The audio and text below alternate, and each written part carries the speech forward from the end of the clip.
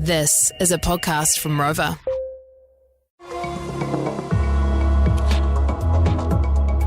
The Editor-in-Chief is live in 10, 9, 8, 7, 6, 5, 4, 3, 2,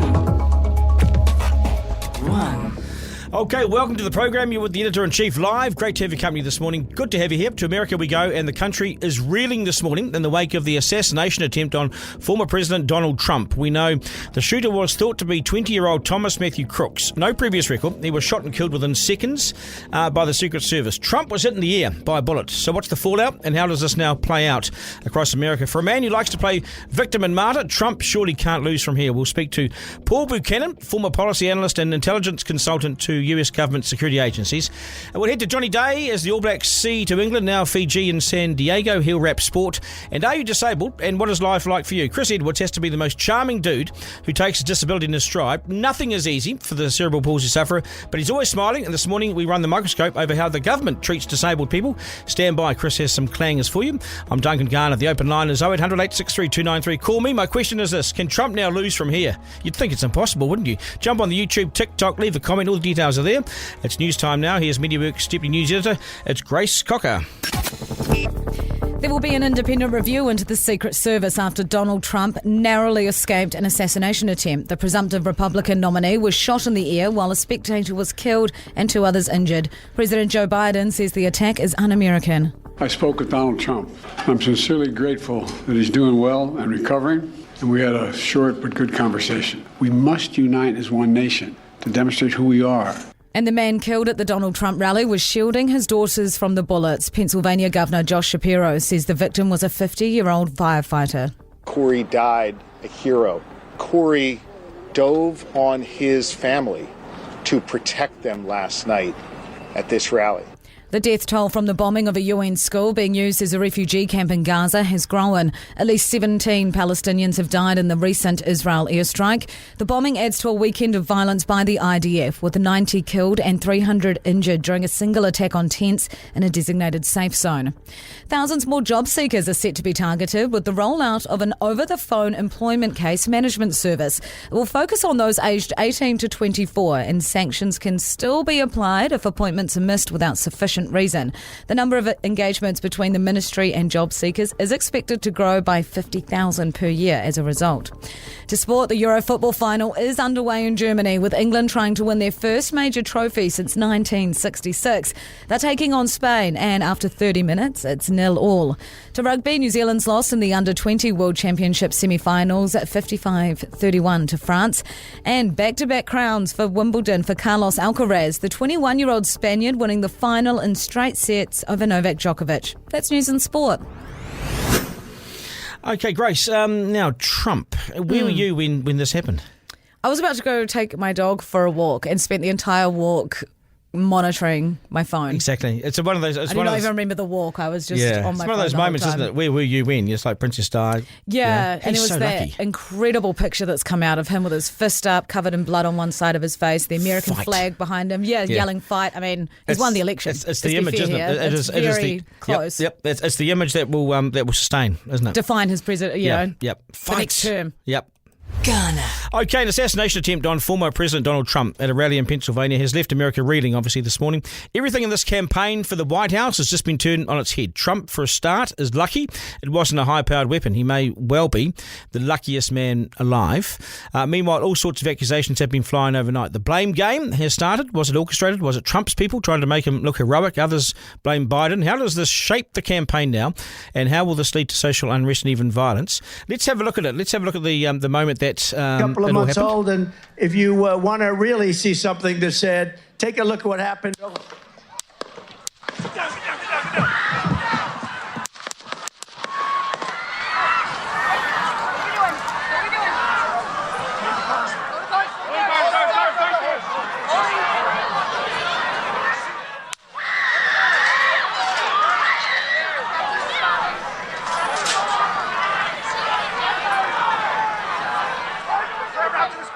Move it spare. Hold. When you're ready. On you. Ready? Move. Up. Move. Go. Up. Hawkeye's here. You ready?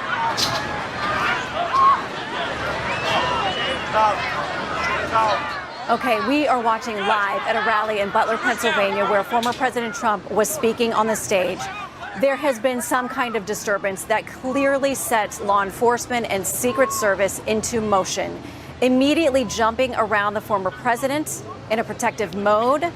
The crowd has been screaming. They are standing by. You can hear some voices there saying, "Are we ready to go? Are we ready to go?" We are looking at President Trump. This does not look good. I'm going to be honest with you. From what we can see right here, it looks like they are attempting to move him out, that he may have been injured. He is holding up his arm. He is pumping his fist, but clearly Secret Service wants to get him out of this situation. Yeah, what a moment. Firstly, though, is it true that the Secret Service was warned about the shooter and paid him little attention? Or has this secured Trump the presidency? Probably both. Dr Paul Buchanan is a former intelligence and defence policy analyst and consultant to US government security agencies. And he joins me now. Paul, long time no speak. How are you? Nice to have you on the program. Good morning, Duncan. It's great to see you. Let's just start first thing. I'll just take it right back, Paul, if we can. The shooter. So it seems like they had 4 or 5 minutes warning. Well, how would that play out? Well, I've run through scenarios in my head for the past 24 hours. I actually saw the event live. I was finishing breakfast and flicked on the news, and 30 seconds before this happened. So that was interesting in and of itself. What I would say is this. So security is broken down into close personal protection, which is in and around the stage. And then there are various elements of the Secret Service, and most importantly, local law enforcement, who do the outer perimeters. So outside stadiums, in this case, outside a fence, a waist-high fence that served as sort of the natural barrier between the bleachers, the crowd inside the rally, and then people standing out in the field looking at it from afar. Now, right there's going to be questions about who was where outside of that fence. The shooter was killed by a Secret Service marksman on a roof that was to the right and behind the stage, but he himself had a clean eye of sight on the stage from the right. And the distance between the shooter and the snipers was about 150 yards, which is just slightly less than the distance between the shooter and the former president. Now, here's where it gets interesting. There are reports that people saw him armed, climbing up onto the roof, and a lot of people had policemen right in front of them were saying, "Hey, there's a guy with a gun up on the roof," and the police paid them no mind. Now, that suggests to me that both the Secret Service snipers and the police on the ground, when they saw this man going up onto the roof, they believed that he might be law enforcement himself. He was dressed in khaki pants and an olive green shirt, and he had an AR-15, Duncan. I found that out this morning. I thought, given that he had missed, that he had used a lighter caliber, that he simply didn't have the marksmanship to overcome the breeze. And so he went wide left, not on more than one occasion, because he did kill somebody. It turns out he had an AR-15, so all we can say at this juncture is he was not a marksman. He was not a trained marksman, because at 175 yards with an AR-15, with the 5.56 round that are in those things, he had a scope on that thing. He could have well killed Trump with some degrees of ease. So there'll be questions about the interface between the Secret Service and local law enforcement and how they could confuse this fellow possibly with law enforcement. But as soon as he began to shoot, there's video of the Secret Service snipers reacting, and fortunately they reacted very, very quickly. So that's that part of it. In terms of the close personal protection and the tactical squads, they all emerged at the sound of the shots, not just the guys in suits who protected Trump on the stage, but there was a whole SWAT team came running out. There'll be questions as to why they were behind the stage and not deployed around the field outside of the fence. That's going to come to the fore. But for the time being, although it was a terrible outcome for the people who were shot and the man who died, you might say the United States got lucky or unlucky, depending on how you feel about Trump. Yeah, I mean, he's probably the luckiest man alive today, to be honest, because clearly something hit him in the ear. Clearly a bullet whizzed past his ear and nicked his ear at some point there. I mean, you're talking about another couple of centimetres, and it goes through the side of his head. Simple. Yeah, I mean, but it's a classic case of how to be a martyr without being martyred. This, of course, will boost his candidacy immensely, as you mentioned at the onset. I still would like to know a little bit more about the ballistics of the weapon and the bullet, because, again, a round fired from an AR-15, it doesn't just nick your ear. I mean, again, it's almost inconceivable to me that he did not at least lose that ear, given the kinetic force coming with that bullet. Remember, an AR-15, the bullets inside are designed to kill and maim people. I mean, they're weapons of war. So, again, the degrees of fortune that the goddess bestowed on Trump in this event are truly extraordinary. And maybe we'll find out that the gun that was retrieved at the site was not the gun that was shot, although there are no reports that there were any other long arm. No one saw him with a pistol. At that range, a pistol wouldn't have worked. And so assuming that this is the weapon of choice, incredible that all it did was graze him. And, it not only did it graze him, but it didn't even ruffle his hair. I mean, his hair got messed up when he dove to the ground. Truly extraordinary, but also proof that this person was not a marksman. Clearly had not received a lot of training in the use of that weapon, and I guess we should all be very, very thankful for that. Yeah. What with this, Paul? when I heard the gunshots, I thought it was a very light sort of rifle, or even something that wasn't. The reason why he didn't die, didn't really harm him in any way, because it was light. Because it sounded very poppy, didn't it? Yeah, it had that usual firecracker sound. We'll try and get that audio sorted out, yeah, because the audio is no good right now. So we'll try and get that sorted out. Yep, we'll just deal with Paul if you can. We'll see if we can get him back. But no good, no good. Who thinks that Trump's going to? Who thinks that Trump wins it as a result of this? 0800 863 293. We'll hit to sport very shortly. 0800 863 293 is the number. We'll go 3 questions. We'll try and get Paul back. 3 questions from the Editor-in-Chief. 1. At number 1, you asked for tougher sentences. Does this do it? A teen involved in a smash and grab robbery of the Bayfair Michael Hill jeweller store has been given a crushing sentence, with a judge saying a strong message needs to be sent. Cyrus Martin, 18, has been sent to prison for 6 years for his role in an aggravated robbery of Bayfair's Michael Hill jewellers. Martin was one of a group of 6 who donned masks and hoods and sunglasses, took up the weapons, and after stealing 2 getaway vehicles, robbed the store of nearly $280,000 worth of jewellery.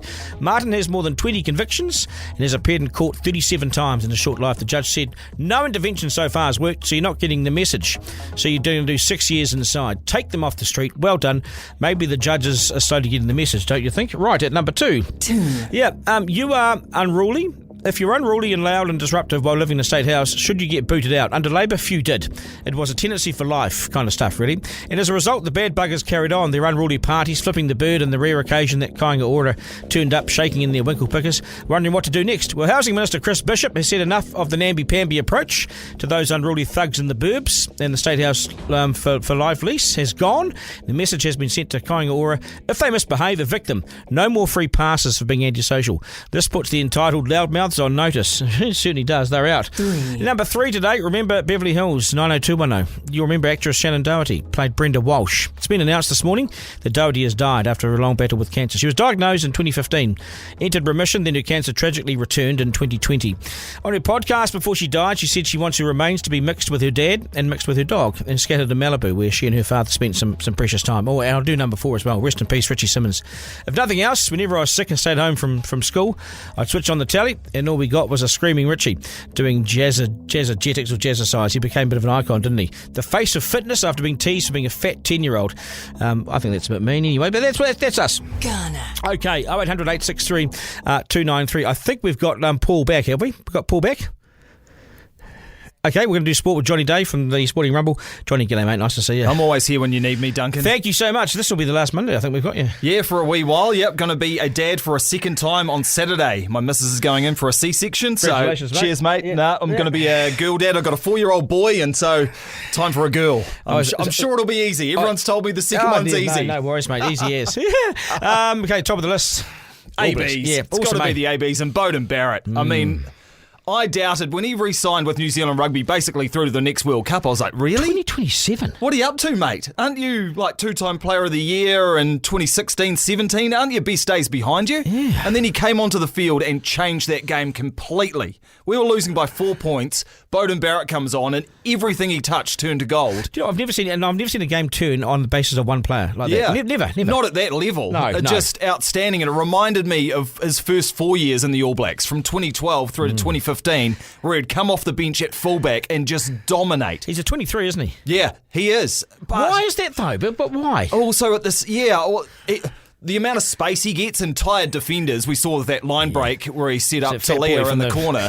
Like, he has just got wheels. He is so fast. And maybe when he gets bogged down in the playmaking in the 10 jersey, we don't see the best of Bowden Barrett, but we did at the weekend. Yeah. And I think he might have to start against Fiji when we bring a few rotations into the squad and name a few debutants. It'd be great to have Barrett running the ship, I think. Isn't he better, though? Isn't he better against Fiji? Probably you're fine. Yeah. But against these big sides and the big games, isn't he better to analyse the game for 50 minutes, then introduce himself, and then bang, look what you get? Yeah, it's worked well, but at the same time, without him on there, we're either losing or drawing. Yeah. So why not have him on there from the start? Because McKenzie, I think at this point in time, probably needs an experienced hand at fullback to help him with the playmaking. He's doing okay, and Perifeta was great again. But I just think that McKenzie-Barrett combo from the start, we've got to have a look at it at some stage. Yeah, I think you're right. Yeah, I think you're right. But it was great, and then the Black Ferns yesterday against the Wallaroos, 62-0. I mean, we need to get some decent opposition down here. It's England, isn't it? There's only 3 decent teams apart from us. Canada?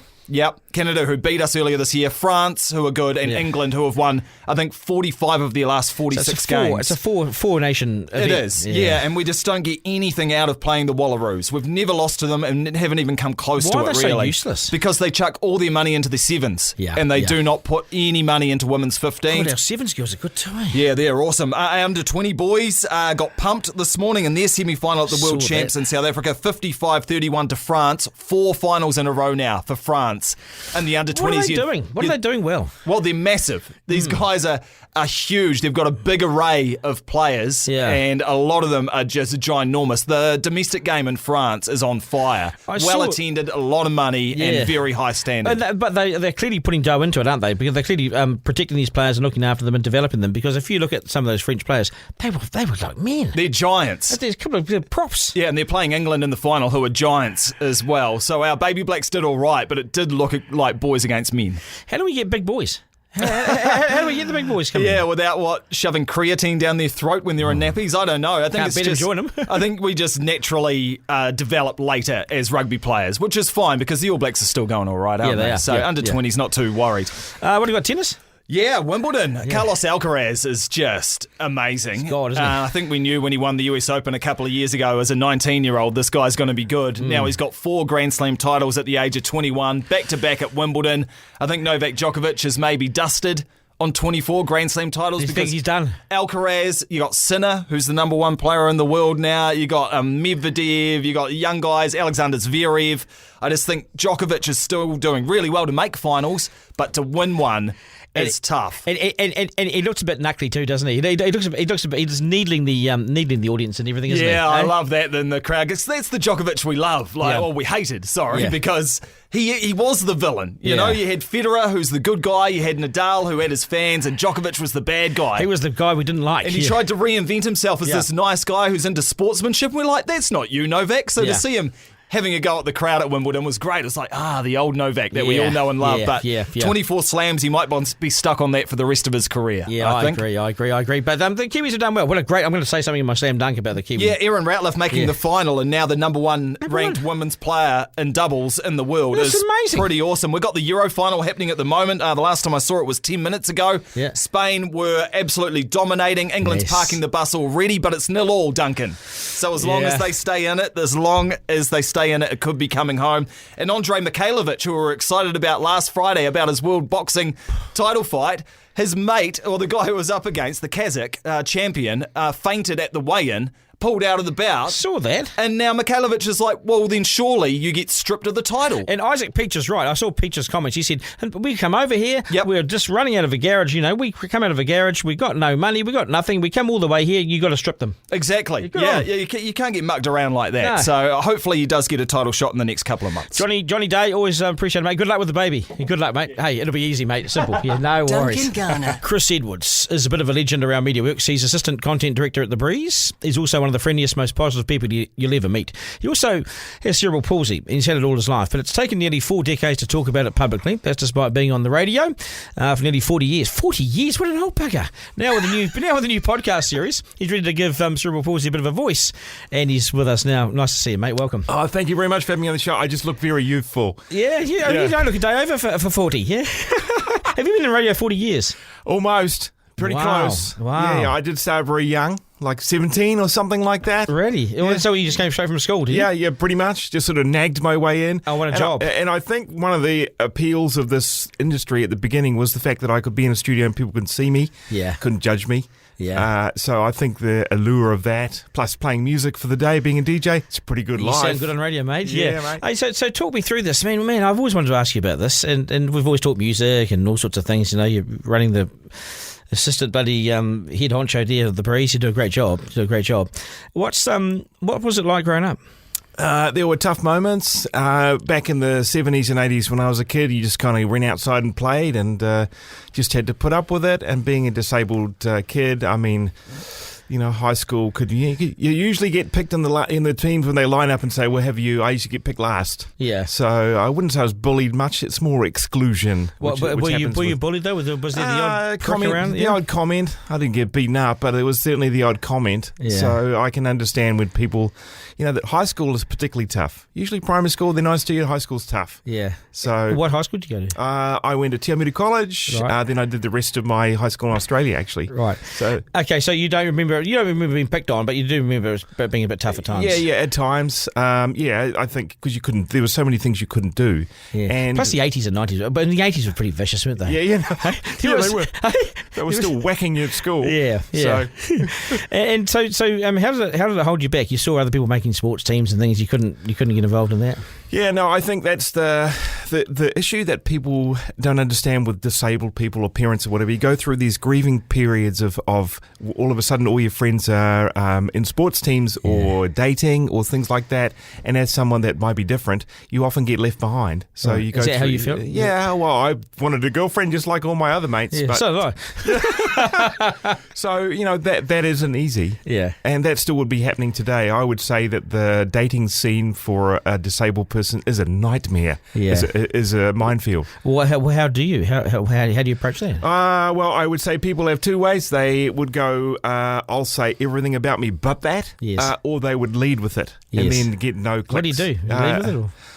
I think you just got to be. Well, it comes down to the individual because I think people are still, even in their 30s, 40s, or 50s, would still be a secret. But you're such a positive guy, eh? Yeah. You're so positive about your disability. Yeah. You haven't really let it hold you back in any way, have you?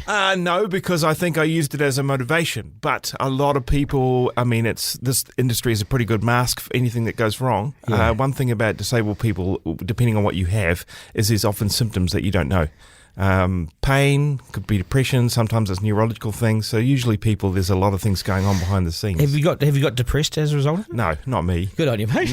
No, that's not my thing. Yes. But I definitely have had some physical pain, back issues a couple of years ago, that kind of thing. Yeah. You know that 1 in 4 people would be affected by mobility or disability? Yeah. Is it 1 in 4 in New Zealand, is it? Yeah. When you get a hip replacement, Duncan, you'll be moving into the the mobility. I've actually got a dodgy neck. I think I've got arthritis in my knee. I can't, even now, there you go. It falls apart. So how well set up are we in New Zealand for disabled people? Like, in this company here, it's pretty good. It's pretty good, I think. This building is pretty good. Yeah. Sometimes when people come to studios with microphones, they can't get them low enough. Yeah. That's an actual issue. These seats are shocking. Not good for the first person who came in about this podcast, he said, this seat is not built for people with mobilities. We had a tetraplegic in here, and it clearly wasn't no good there either. Yeah. But how is the wider sort of city CBD and sort of the country really? How's New Zealand set up for disabled people? I think it varies wherever you go. The further away from the metros, it would be more difficult in terms of care and that kind of thing. I think that also funding was in the throes of putting this podcast together. Funding was right at the heart of this, and I had a lot of off-air conversations that weren't recorded about people that deal with funding. So I put it down to a few things. One, that I thought 800 and something was a lot of money, but I would say that the governments haven't ratcheted the need up as the years have gone by. So how does funding look for disabled people in New Zealand? It depends where you are. Some people are fine, but I think when they made those cuts, that was tough on how big are the cuts? How big are those cuts? I couldn't put a number on it, but when they just cut it off like that, that was massively. This was last year. Yeah, that was massively impacting on what did they cut? Many. They just cut so many different areas. Did they? That they had all kinds of things that just didn't continue. Right. And you felt that. You saw that straight away. Straight away with the guests that came in, because I haven't asked for funding. I couldn't specify anything that affected me. But there were caregivers that had less hours. I tell you what, there is a lot of people that do a lot of good work out there. It's bloody miserable taking hours off caregivers who help disabled people. I mean, can you get any lower than taking hours off those people? Yeah. Is there anything lower? No, it's hard on them. I'll tell you, let me give you a couple of scenarios as why the government needs to think about it in a wider area. For example, if you looked after your disabled child or adult and you did your back in, so you'll eventually end up in the hospital system. The healthcare system always ends up at the end of the road, so you end up in ED or something like that. If you've got, people in wheelchairs sometimes pop their hip, so that ends up in the hospital system. If they had more community physiotherapy, you need more primary care for for the people. This is the stuff that happens that always ends up. So when they think about funding numbers, if it doesn't move with the population and the amount of people, then it always ends up in the health system, which actually costs more. Yes. So there's a couple of other areas too that's worth mentioning, Duncan. Is one, management of it, because the way they stopped it like that was crazy. But two, the abuse of it. And there's always abusive systems. So we know that, don't we? There's always abusive systems. Yeah. I'm not saying it's that most people are pretty good. Yeah. Most people are grateful, but there's always some buggers that do. So you're joining the podcasting world? Yes. So this is called the Cerebral Palsy Podcast. Yep. So this came about with one of the guys at work. He's got a wee daughter with CP. So we started having conversations. Me as a parent with cerebral palsy and him as a parent of a child with cerebral palsy, and we started talking about stories. I said, mate, these need to be told. So I started working with the Cerebral Palsy Society of New Zealand, who do a great job, by the way. Yep. Had you had much to do with them before this? None. I didn't even know. I didn't even know they existed. Come on, man. No. Look, when you're a disabled person, you've got to decide whether you want to embrace agencies or organisations. And you didn't? No, nothing to do with them. I got asked at about 15, do you want us to help a job? Do you want to join our soccer team? Like, no thanks.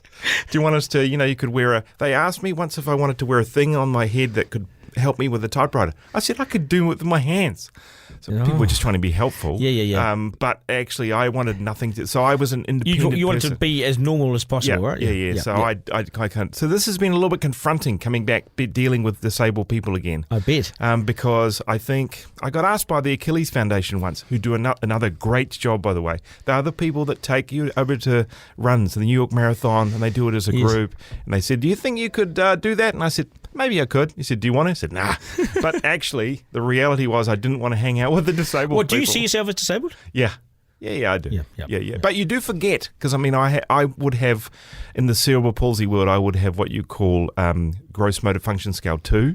I've got the diplegia type, which is just legs. Right. So, and there's various forms of that. Right. So is yours moderate, or how do you? It's pretty moderate, yeah. Yeah. It's pretty moderate. Still affects your movement, though. No. I've got what I would call an obvious cerebral palsy walk. Yeah. So, but you know what? I'm grateful for the things I do have and the things I have got. And I was just listening to your mate over there with sport talking about his new baby arrival. Yeah. When my son when I went into the maternity ward to see him born, I was petrified that he would come out with cerebral palsy. I didn't even tell my wife that. I was stressed to the max. Were you worried it was going to be carried through the genes? Yeah, well, and it can be genetic. It generally isn't, because it's usually some sort of brain damage. Oh, so you went into the birthing unit that day and it was just... I looked at his legs immediately. When he came out, I was relieved. Oh, wow. Yeah, I was super stressed, and I didn't tell anyone about that.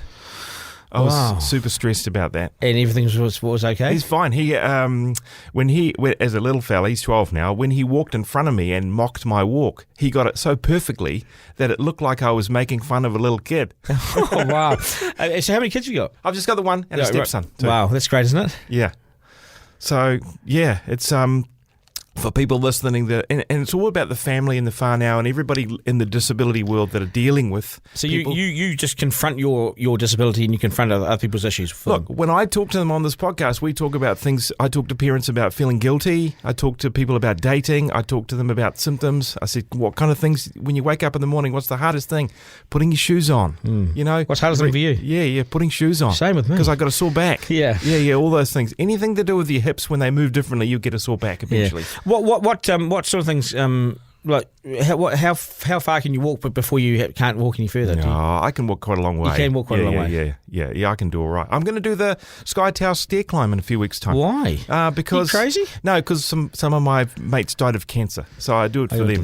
1,103 steps. It's hard for me. It hurt. I was sore for 3 weeks afterwards. Yeah, I can imagine it. So, what do you have anything that you need to achieve? You want to achieve that you want to solve? Look, through your podcast. This podcast, if somebody was listening who deals with a disability every single day and it gave them some information or gave them a little bit of inspiration just to help them get through the day if they're having a tough day, then it's done its job. You need to get the disability minister on, because they've now got a disability ministry, haven't they? Yes, they do. Yeah, yes. Finally. So that's a good move. But what they did was cut funding. Yeah, immediately. Which is just unbelievable. With them, I think the minimum wage for disabled people went down as well. Which, let's be honest, why pick on these people? I know. Yeah, you should get the minister on. Yeah, totally. I should. But I've got doctors, athletes, mums, everyone on this podcast. We have conversations. I can ask questions that people don't ask because I can get away with it. Yeah, it interests me that you didn't really talk or address or talk publicly about your cerebral palsy until now. It's taken all this time. It's taken all this time, and I'm so glad that I've done it. It's been good for me. I've seen you around the office. You've been uplifted in many ways, eh? Yeah. It's been good for me because it just... I mean, I don't need to be reminded of it, but it made a difference. Well, I think you're one of the good guys, Kris. Yeah. One of the good guys, mate. Yeah, and I appreciate your support. I really do. No, I've always supported you. I've always seen you around, always had you on the show, and, right the way back to Radio Live days. Exactly. You're the man. I reckon you take it in your stride. You're humble, decent, positive guy. You're a joy to be around. Okay. If you want to listen to this podcast, look for the green logo. Yep. The Cerebral Palsy podcast. Cerebral spelt cerebral. It's got 2 R's in it. Oh, is it? CEREBRAL. Now you got some homework to go and listen to all mine now as well. Yeah, got it. Especially your mum. Good on you, mate. Garner. Kris Edwards, one of the good guys. Right. 0800 863 293 is the number. Duncan Jordan wore 23, so seeing Bodie in that number is fitting, says Tooks. Yeah, I'm with you. It's the Slam Dunk. It is the Slam Dunk, and here goes. I'm going to try and be positive and celebrate something every week in my Slam Dunk. Today, it's tennis, and the amazing last fortnight New Zealand's had at Wimbledon. And here's the incredible bit that we should all be celebrating. The number 1 ranked player in the world for women's doubles is a Kiwi. It's the Wimbledon doubles finalist, Erin Ratcliffe, who, while she lost the women's doubles final, she's done enough to cement herself officially as the world's number 1 women's doubles player. Isn't that amazing?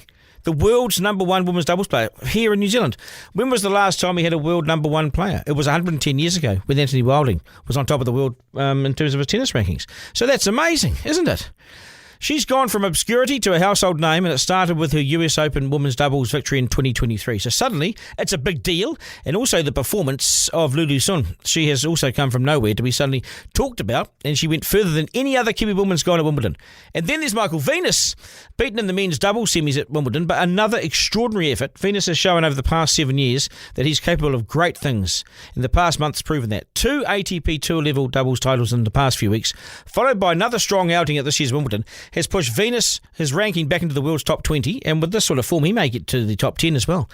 But sadly, with the Olympics around the corner, Venus and his partner, Marcus Daniel, Tokyo bronze medalist in the doubles, they've missed selection for the Olympics because neither is ranked inside the top 10, or they weren't when the team was chosen. I reckon that's rough on Venus, given his form. Wouldn't you find him a seat on the plane to Paris? Other athletes with far less of a chance will be going. I think it's rough on Venus. He's aged, 36? This is his last chance. If we want medals, send Venus. It's a hard, lonely existence on the tennis tour, and Venus makes a living the hard way. This would be a really nice swan song. Let him fly the New Zealand flag one last time at the Olympics. It's the right thing to do. Meanwhile, if you're looking for something to be positive about in New Zealand right now, it's the tennis. Oh, the All Blacks, sure, but it's the tennis. They're not always in the limelight, but boy, do they deserve to be right now? Absolutely. Garner. 0800 863 293. We've got James on the line. G'day, James. G'day, how's it going? Good, mate. Nice to hear you. Yeah, I want to talk about the funding thing. Yep. I think you know about my situation with my wife. Yep. And something with the funding has really pissed me off. We've got a really nice car. It's wheelchair designed for my wife. But she hasn't got a hoist. So that means she needs either a family member or myself to help into her car. Yep. We asked for funding. It's going to cost $6,000 to get it put in. And they would rather my wife have cards to use with a taxi rather than give her a hoist. Well, that's ridiculous, because it's going to cost the same over time anyway, isn't it? Yeah. And she's got a car. What's the point? Yeah. Okay, well, you've been to ACC and they've said no, have they? Yeah, they've said no because she doesn't have a job. If she's got a job, they'll give it to her, but because she doesn't have a job, they won't. Oh, right. Well, this seems silly. I'd keep pushing them.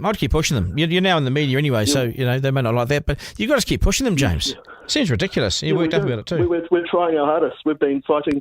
The last time we got a hoist, we had to go for the last car we had before this one. We had to go through lotteries. That's for ridiculous. The same reason. That's ridiculous. We waste so much money in this country on things that are helpful to no one. That's really helpful to someone, Yeah. Yeah. You been all right otherwise, mate? Yeah, no, we'll be good. Yep. Good on you for ringing, James. Yep. Thank you, mate. And just keep pushing them. Keep pushing them, James. Keep pushing them, okay? Yeah, I will. Okay, mate. Right. Take care. Yep. Take care. Okay, mate. Garner. 0800 863 293, Kalo. Yeah. We've just got an email here titled DG's Fishing Weekend. Oh, no! Hi guys, I take it that DG doesn't get this email directly. DG has a few passions, fishing is one, and so is the hokianga. He came up on the weekend, just gone, and I took he and Buster out for a fish. They spent the whole time in the cabin asleep. Not the whole time. All this way for a sleep. Please take the piss out of him. I think we've got a photo here. No. Oh, look at that. Oh, no. Look at that, eh? Duncan asleep in the cabin. Put that back up. Oh, no. Let's have a good look. Oh, yes. Oh, yes. Now just leave that there. But the fish weren't biting. So Buster went down first because it was pretty. We're on the West Coast, mate. We're on the West Coast. She's pretty gnarly. So Buster went down first. I was just sitting there going, when the fish and the coming shorts on? And jandals. That's great. Hey? Oh, jeez, that's good. Look at us. That's from one Leonard Nida. Thank you, Leonard. My former friend. Yeah, good on you, mate. Yeah, that's me. Have you taken the photo down now? Good. Yeah, it's gone. Where are you going to put that, mate? That's gone out to the. Actually, I tell you what, I should put that on Instagram. Yeah. Well, they'll be up on social media. Yeah, thanks very much, Caleb. Yeah, no, thank you, and thank you, Forrester. I'm sure you're smiling away as well. That's us. We can't get Paul back, can we? Paul's done. Paul's shot. The sound's no good. Yeah, bugger. There is a polar blast or something going on, isn't there? Yeah. A storm, polar blast and a storm. Yep, and there's 0-0 still in the football. I think with England and Spain. That is us. Thank you so much for your feedback. I'm Duncan at rover.nz. This will be available as a podcast on Rover shortly and wherever you get your podcasts. Thanks for your feedback and your support. To my team, Kalo. Yeah, thanks for nothing. Miranda, great work, mate. And Forrester and Zarina, thanks, guys. We'll do it again tomorrow. And remember, life's no dress rehearsal. And you saw that with Trump. You're here once. No curtain raiser. It's nothing like that. It's the best place on earth, New Zealand. So get out and have a good day. Despite the weather, find something to do. Get on with it. Take care.